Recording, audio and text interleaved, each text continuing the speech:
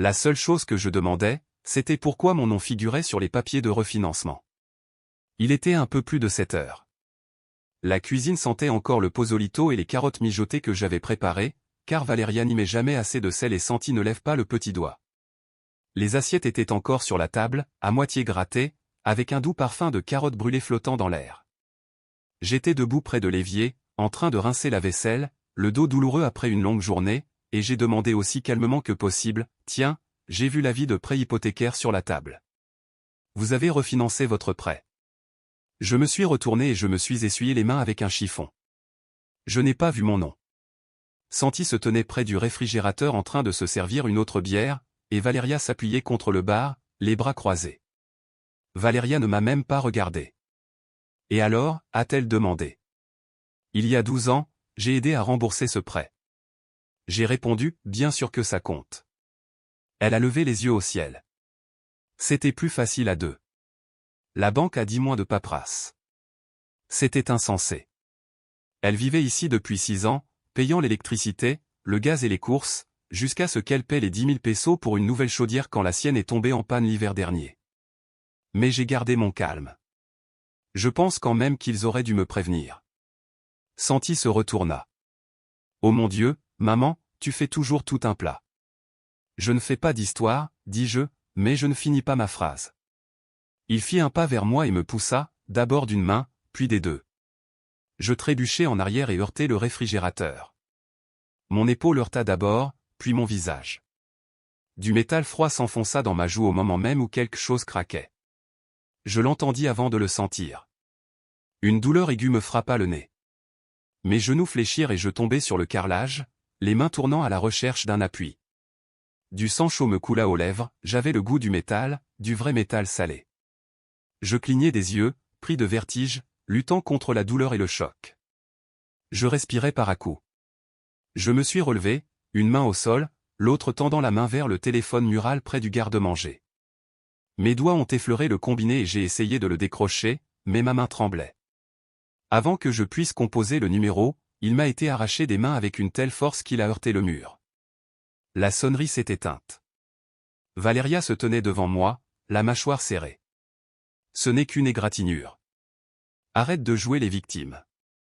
Je la regardais, mon œil commençait déjà à gonfler. J'ouvris la bouche, mais rien ne sortit. Derrière elle, Santi s'affala dans le fauteuil. La télévision continuait de jouer, il ne me regarda même pas, but une gorgée de bière et marmonna, ça recommence. Toujours à faire la martyre, ajouta Valéria. Personne ne bougea. Ni elle, ni Santi, ni même Sofia, qui jeta un coup d'œil depuis l'escalier, les yeux écarquillés, puis disparut avant que je puisse prononcer son nom. Je restai allongé par terre jusqu'à ce que le sang cesse de couler et que le vertige redevienne supportable. Puis je me suis levé lentement, la manche pressée contre mon visage, et je me suis dirigé vers la porte sans un mot. L'air froid me mordait la peau en descendant du porche, mais je ne me suis pas retourné une seule fois. Mes pieds m'ont porté instinctivement dans l'allée de gravier, le silence de la maison derrière moi plus lourd que le sang séché sous mon nez. J'ai conduit sans réfléchir, les mains tremblantes sur le volant, la vue brouillée non seulement à cause du gonflement, mais aussi à cause des souvenirs. Il y a 6 ans, je suis arrivé dans cette maison du quartier de Jardine del Val, une valise dans une main et un ragoût dans l'autre. Santi venait de perdre son emploi et Valéria était accablée par sa nouvelle maternité. Ils m'ont dit qu'ils avaient besoin d'un coup de main. Je leur ai proposé avant qu'ils ne me le demandent. À l'époque, cela semblait la bonne décision à prendre, mon mari était décédé 1 an plus tôt. La maison était trop calme, les nuits trop longues. Je me suis dit que si je me consacrais à être utile, je ressentirais peut-être moins le vide qu'il laissait. Je me suis occupé de la petite fille, j'ai payé une nouvelle clôture et j'ai fait les courses pendant les mois de vaches maigres. Quand le toit a commencé à fuir, j'ai sorti mon chéquier. Petit à petit, ma présence est devenue une évidence. Puis elle est devenue invisible. Ils avaient besoin de ma chambre à l'étage pour ranger mes affaires et m'ont installé au sous-sol, à côté de la chaudière. Valéria m'a dit que c'était plus calme, plus intime. L'intimité, c'était la distance, ça leur permettait de m'ignorer. Je n'ai jamais protesté. J'ai continué à faire des gâteaux d'anniversaire, à plier des vêtements qui n'étaient pas les miens, à emmener Sofia à la maternelle. Je me disais que j'avais encore de l'importance, mais avec le temps, tout a changé. Je commençais une phrase et Santi m'interrompait. Je suggérais quelque chose à propos du dîner ou de l'école, et Valéria inclinait la tête et disait « On a la situation sous contrôle ». Leur voix devenait sèche, comme si j'étais quelque chose à gérer. Je me souviens avoir offert à Valéria le médaillon de ma mère l'année où Sofia a eu 3 ans. Je le portais tous les dimanches depuis des décennies. Elle a souri et m'a dit « Merci ». 2 mois plus tard, elle a posté une photo sur Facebook avec le médaillon à un petit bijou vintage que la mère de Santi m'avait offert. Qu'est-ce que c'était? Je n'ai rien dit, j'ai juste arrêté de porter des bijoux. Alors que je m'arrêtais devant le Porsche de Betty, mes phares illuminant la rosée sur les marches, je réalisais que j'avais quitté cette maison pièce par pièce pendant des années. Cette nuit-là à elle seule a mis fin à tout. Je n'ai pas appelé la police et je ne me suis même pas mis de glace sur le visage avant de quitter la maison. J'avais soigneusement emballé des vêtements de rechange, mes médicaments, la photo de fin d'études de Sofia et le vieux sac bleu que je n'avais pas touché depuis le dernier enterrement. Je me suis arrêté devant la coiffeuse et j'ai sorti une serviette. J'ai enveloppé des glaçons du congélateur et je les ai appliqués sur mon visage. Mon nez me faisait des pulsations. Je n'ai pas laissé de mots, c'était incompréhensible. La porte d'entrée s'est refermée avec un bruit sourd. Aucun bruit de pas derrière moi, et personne ne m'a interpellé. Même la lumière du Porsche était éteinte. Je me suis rendu chez la seule personne en qui j'avais confiance et qui ne demandait pas d'explication, Béatrice Moral, mon ancienne collègue d'infirmière, la seule à ne pas être partie après mon emménagement chez Santi. Elle a ouvert la porte en pantoufles, vêtue d'un énorme sweatshirt, m'a regardé et s'est écartée. Elle n'était pas surprise. Elle ne m'a pas demandé ce qui s'était passé. Elle m'a servi une tasse de tisane à la camomille et m'a dit « Note tout ». Je m'assis à sa table de cuisine, toujours en manteau, et laissai la chaleur du thé apaiser l'engourdissement de mes doigts. Le silence entre nous n'était pas gênant, c'était une permission. Elle me glissa un cahier ligné. J'ouvris la première page et commençai à écrire. J'ai commencé par la fracture, puis j'ai ajouté le moment où Valéria avait jeté ma carte d'anniversaire sans l'ouvrir, et l'année où on avait dit à Sofia de ne pas faire 2 dessins pour la fête des mères. Les bleus sur mon bras quand Santi m'a attrapé trop fort et a dit que c'était juste une petite poussée, la fuite dans le sous-sol qu'ils m'ont dit de réparer moi-même pendant qu'ils étaient en vacances à Puerto Vallarta. Les heures passèrent, le thé refroidit, ma main me fit mal. Quand je me suis enfin levé pour m'étirer, j'ai ouvert mon sac pour en sortir quelques chaussettes et j'ai trouvé, parmi de vieux reçus et une brosse à dents de voyage, la petite tasse en argile que j'avais apportée de la maison de ma mère il y a 6 ans. Il était cassé d'un côté. Le lendemain matin, je me suis assis, le carnet ouvert, la tasse cassée à côté. Je ne pouvais détacher mon regard de cette ligne brisée, nette et définitive, comme si elle avait déjà été brisée une fois et que personne n'avait pris la peine de la recoller. Je suis retourné à la liste. Les bleus n'étaient que la partie la plus visible. Les vraies blessures étaient plus subtiles. Comme quand Valéria a oublié de m'inclure dans le conseil scolaire de Sofia, alors que c'était moi qui l'avais aidé à lire tout le semestre. Elle est rentrée à la maison en souriant, m'a tendu un prospectus pour une soirée lecture dont j'ignorais l'existence et m'a dit « Tu n'étais pas obligé d'y aller ». C'était surtout pour les parents. Ou le matin où j'ai demandé un refinancement pas celui qui s'est terminé dans le sang, mais la première fois, il y a des mois. J'ai dit doucement que je pensais que nous avions convenu de discuter des grandes décisions ensemble. Santi a ri et a dit « Tu t'inquiètes trop ». Elle a toujours été plutôt fragile. Ce mot m'est resté gravé dans la poitrine comme une pierre. Ce n'était pas seulement ce qu'il avait dit, mais la façon dont Valéria hochait la tête, comme pour confirmer ce qu'elles croyaient déjà toutes les deux. Je continuais à écrire. Quand Valéria dit à Sofia devant moi, ne prête pas trop attention aux histoires de grand-mère. Elle aime juste faire en sorte que les gens aient pitié d'elle, Sofia avait l'air perplexe, ses grands yeux incertains braqués sur moi. Elle avait 5 ans, et il y en avait d'autres plus âgés. Tant de petits affronts qui autrefois ressemblaient à des malentendus ou à des mauvais jours, mais maintenant, couchés sur le papier, le schéma était indéniable. Ils ne m'ont pas oublié, ils m'ont rabaissé. Au fait, ils avaient besoin de moi, calme, reconnaissant, dépendant, mais jamais le même. J'ai relu les pages plus lentement. Le carnet commençait à se remplir d'une vérité que je ne m'étais pas autorisé à nommer jusqu'à présent. Ce n'était pas de la déception. Ce n'était pas une relation tendue, c'était quelque chose de plus froid, de plus calculé. Si cela s'était produit chez quelqu'un d'autre, si un voisin m'avait raconté cette histoire, j'aurais moi-même appelé les services de protection des adultes. J'ai fermé le carnet, je l'ai glissé sur la table et j'ai regardé Betty. Je dois y retourner, ai-je dit. J'ai laissé plus que des vêtements dans cette maison. J'ai attendu 3 jours avant d'y retourner, non par peur, mais par stratégie. Il fallait que le gonflement diminue, que les bleus passent du rouge au jaune, que les preuves deviennent des souvenirs. Il fallait que je franchisse cette porte sans hésiter. Quand j'ai sonné, Valéria m'a ouvert avec un sourire trop pincé pour être sincère. « Regardez qui a décidé de rentrer », a-t-elle dit en s'écartant. Je ne l'ai pas corrigé, je ne suis pas venu chercher mes affaires. Santi était sur le canapé, la télécommande à la main, les yeux rivés sur la télé. Il ne leva même pas les yeux. Valéria désigna le couloir. Essaie de ne pas y passer la journée. Sofia dort. Je les ai croisés en traversant la cuisine, où flottait une odeur de nettoyant au citron, comme s'ils avaient tenté d'effacer le souvenir. En approchant de l'escalier, j'ai aperçu un mouvement fugace près de la plainte. Sofia jetait un coup d'œil furtif derrière la véranda. « Ça va, grand-mère » murmura une voix à peine audible, les yeux grands ouverts.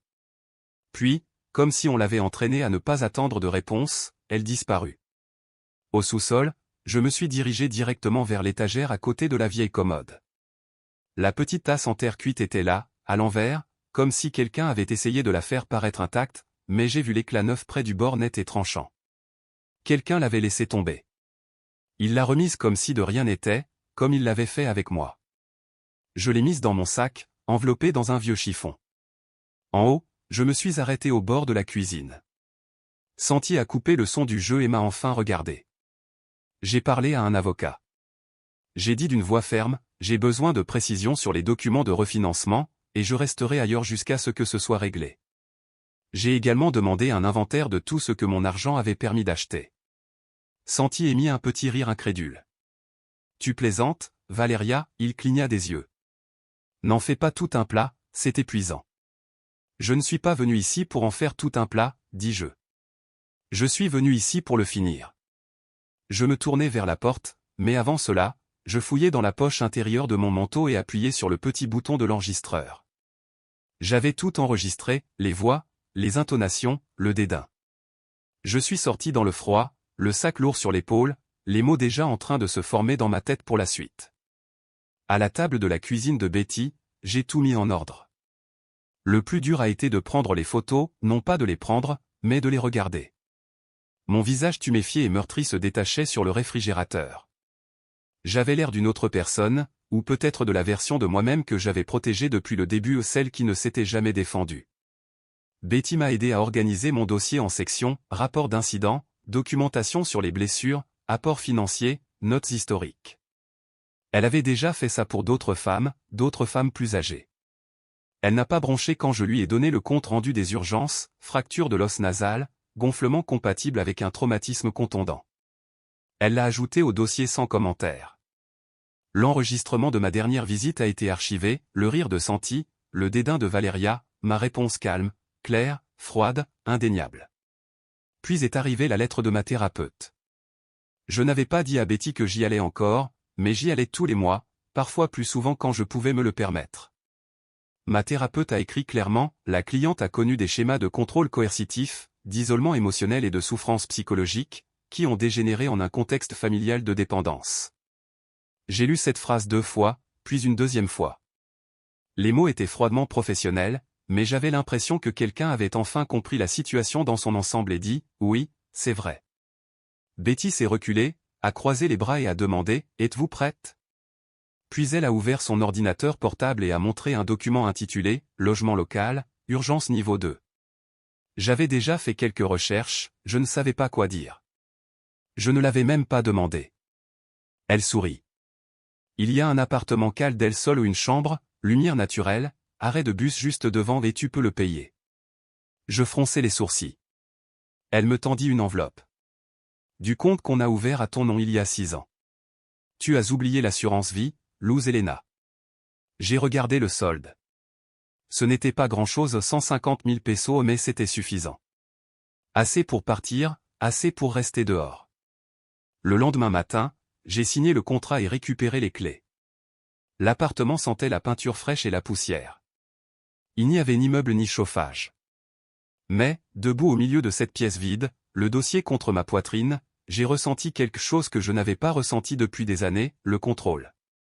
J'ai posé la petite tasse en terre cuite sur le rebord de la fenêtre et j'ai rouvert mon carnet.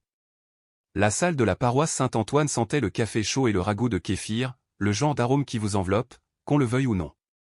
Je n'avais pas prévu d'y aller, mais Betty m'a dit que la communauté avait besoin de me voir ni cachée, ni abattue. Présente. Je me tenais en arrière-plan, mon manteau à la main, au moment même où Valéria montait sur scène avec ce sourire artificiel qu'elle avait pourtant réussi à exprimer. Elle parlait de la prise en charge des personnes âgées, de la difficulté de s'occuper d'un parent vieillissant tout en élevant un enfant. Elle utilisait l'expression « famille recomposée », comme si c'était une médaille. J'ai vu les gens commencer à ressentir. Ils ne nous facilitent pas la tâche, dit-elle avec un léger rire. Mais nous le faisons avec amour. Quelque chose en moi s'est brisé. J'ai fait un pas en avant. Personne ne m'a arrêté. Mes mains ne tremblaient pas. Je me suis dirigé droit vers le micro. Je m'appelle Luz Helena Vargas, ai-je dit d'un ton calme et ferme. Il y a 6 jours, dans la cuisine de la maison que j'aidais à entretenir, mon fils m'a cassé le nez. Toutes les têtes se sont tournées. Ma belle-fille m'a arraché mon téléphone quand j'ai essayé d'appeler à l'aide. On m'a dit que j'étais dramatique. J'ai fouillé dans mon sac et j'en ai sorti 2 feuilles pliées, une photo, un rapport médical. Je les ai placés sur le pupitre pour que tous puissent les voir. Voilà à quoi ressemble ce genre d'amour. Le silence est tombé dans la salle. Le silence s'est intensifié jusqu'à devenir un son à part entière. Puis une voix basse mais claire a murmuré en arrière-plan, c'est de la maltraitance envers les personnes âgées. Une autre voix a marmonné, il y a quelque chose qui cloche. Une femme près de la table basse s'est couverte la bouche. Un policier en congé dans le couloir, apparemment en uniforme, s'est avancé et m'a demandé si je voulais faire une déclaration. J'ai hoché la tête. Ma voix est restée ferme. Je n'ai pas pleuré, non pas parce que ça ne faisait pas mal, mais parce que j'avais enfin trouvé un nom. En me retournant pour partir, j'ai vu Valéria figée près du bol de punch, les yeux rivés sur les miens, son sourire s'effaçant. Santi n'était pas là. Dehors, l'air était différent, comme si quelque chose avait changé au plus profond de la ville. Le lendemain matin, j'ai reçu un appel de l'infirmière scolaire de Sofia. L'appel est arrivé peu après 20 heures. On a remarqué un bleu sur son épaule, a-t-elle dit, gentil mais ferme. Quand je lui ai demandé d'où cela venait, elle a répondu, papa s'énerve quand grand-mère répond. Je n'ai pas réagi tout de suite. J'ai senti ma gorge se nouer. À midi, les services de protection de l'enfance étaient au téléphone. Ils voulaient organiser une visite de mon nouvel appartement, pas du leur. Valéria les avait déjà contactés. Elle prétendait que j'empoisonnais l'esprit de la jeune fille, que j'avais inventé des histoires pour la monter contre sa famille mais j'avais l'enregistrement, celui du jour de mon retour, celui silencieux qu'on remarquait à peine si on n'écoutait pas attentivement. La voix de Valéria sur cet enregistrement était aiguë et grave, les larmes de ta grand-mère sont du pur bruit. Elle pleure pour qu'on lui prête attention. Tu n'as pas besoin de l'écouter. Je leur ai remis tous les enregistrements ainsi que le témoignage de ma thérapeute ou une page de mon carnet détaillant chaque fois que Sofia sursautait quand quelqu'un élevait la voix dans la maison. Ce n'était plus seulement moi.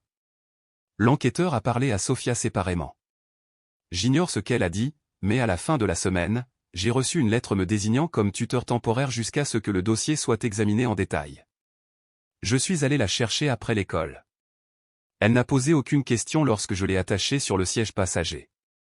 Elle regardait par la fenêtre, silencieuse, son sac à dos serré contre sa poitrine. Ce soir-là, elle ne voulait pas dîner, juste du chocolat chaud. Elle le but dans la petite tasse en faïence ébréchée qu'elle n'avait pas encore retirée du rebord de la fenêtre. Je la laissai faire. Après qu'elle se soit endormie sur le canapé, les genoux repliés sous ma vieille couette, je me suis assis à côté d'elle, les documents du tribunal sur mes genoux, et j'ai murmuré, tout va bien maintenant. L'audience était dans 3 semaines. Je portais une robe grise simple à l'audience, rien d'ostentatoire, juste propre et discrète. Enveloppée dans un chiffon, je transportais la coupe en terre cuite ébréchée dans mon sac. La salle d'audience était petite, plus fonctionnelle que formelle. Valéria était assise à la table du fond, tout en ligne nette et d'un ton sec. Santi était penché à côté d'elle, les bras croisés, le regard éteint. Il ne m'a même pas regardé une seule fois. Quand mon tour est venu, je me suis levé lentement, je me suis avancé et j'ai tenu la petite tasse. Cette petite tasse a été transmise de génération en génération à mes femmes, ai-je dit. Maintenant, elle est cassée. Elles l'ont laissée tomber, elle est ébréchée, mais elle conserve sa chaleur, elle sert toujours. C'est ça, l'amour. Survivre à ceux qui tentent de la briser, continuai-je en la posant prudemment sur le bord de la table. Ils ont essayé de me briser, mais je ne les laisserai pas la briser. Valéria émit un petit grognement. Son avocat lui posa la main sur le bras, mais elle la repoussa. Elle manipule tout le monde, c'est tout. C'est du théâtre pur. Santi ne dit rien. La juge m'a posé quelques brèves questions. J'ai répondu attentivement à chacune d'elles. Elle a examiné le dossier, la lettre de mon thérapeute, le rapport de l'infirmière, les enregistrements. Lorsqu'elle a repris la parole, sa voix était basse mais ferme, la tutelle temporaire est prolongée indéfiniment dans l'attente d'un nouvel examen. Sofia restera sous la garde de Madame Vargas. Valéria ouvrit la bouche, mais aucun son n'en sortit. Ce soir-là, après que Sofia eut fini ses devoirs et se fut blottie contre moi sur le canapé, elle regarda le rebord de la fenêtre de la cuisine où se trouvait la petite tasse. « On peut avoir du chocolat chaud dans ta petite tasse ?» demanda-t-elle. Je souris et sortis une petite boîte de sous le placard. « Pas celle-là, lui dis-je. J'ai le tien. » Elle le tenait délicatement à deux mains. La pièce était petite, remplie de chaises pliantes et de hochements de tête discrets. Je me suis avancé et j'ai posé deux petites tasses sur la table, l'une ébréchée, l'autre neuve. On m'a dit que j'étais dramatique. J'ai commencé, mais le drame ne m'a pas brisé les os. Le silence, si. J'ai regardé les femmes présentes, certaines avec des cannes, d'autres avec des carnets remplis de non-dits. Veulent-ils qu'on se taise? Reconnaissantes, invisibles? Mais nous ne sommes pas un fardeau, nous sommes des témoins, et nous ne devons pas notre silence à ceux qui nous effacent. Puis je me suis assise au fond, Sofia à mes côtés. Elle dessinait de nouveau, la langue entre les dents, comme elle le fait quand elle se concentre. J'ai regardé par-dessus son épaule, elle avait dessiné deux silhouettes, une grande, une petite, toutes deux couronnées. Elle m'a regardé et a murmuré, « Tu es courageuse. » Je n'ai rien dit tout de suite, j'ai juste bu une gorgée du chocolat chaud qu'elle nous avait préparé. La petite tasse ébréchée me réchauffait les mains. La sienne, blanche et propre, reposait fermement sur ses genoux. Et à cet instant, j'ai su qu'elle grandirait en sachant que briser ne signifie pas fini et que le silence, une fois brisé, peut devenir plus fort que la peur.